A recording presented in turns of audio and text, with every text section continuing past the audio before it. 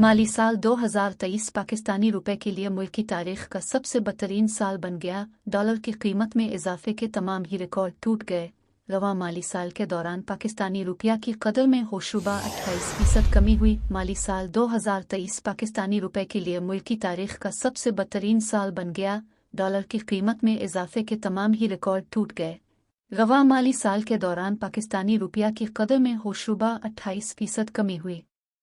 तफसीलात के मुताबिक आरिफ हबीब लिमिटेड की जानिब से माली साल 2023 के दौरान पाकिस्तानी रुपया की बेकदरी के हवाले से रिपोर्ट जारी की गई है, जिसमें तशवीशनाक इंकशाफात किए गए हैं।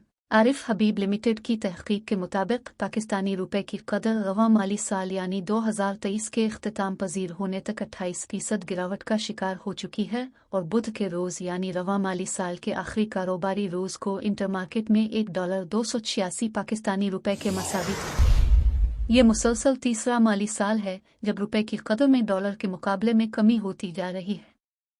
माली साल 2022 के दौरान रुपए की कदर में 22% कमी हुई थी और इस साल $1.204 पाकिस्तानी रुपए के मसावी था। अब तखमीना है कि नए माली साल के दौरान, जिसका आगाज़ 1 जुलाई से होगा यानी माली साल 2024 के दौरान, रुपए की कदर में मज़ीद 10 से 12% कमी होगी और $1.320 पाकिस्तानी रुपए के मसावी हो सकता है।